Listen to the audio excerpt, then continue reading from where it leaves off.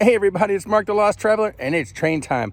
Well, I'm just outside of Lancaster, Pennsylvania, waiting on two Amtraks. The first one should be Amtrak 43 Pennsylvanian from New York to Pittsburgh, and then the second one will be the Amtrak 42 Pennsylvanian from Pittsburgh up to New York, and I hear 43 coming now. Let's turn this thing around.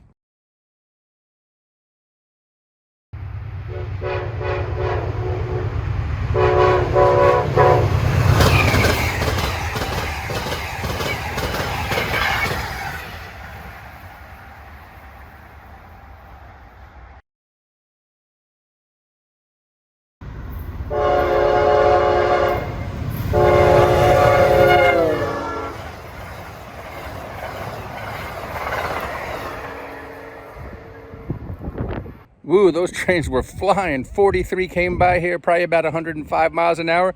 And 2 minutes later, 42 came by, probably doing about the same, 105 miles an hour. So that's some fast Amtrak trains heading up into New York City and Pittsburgh.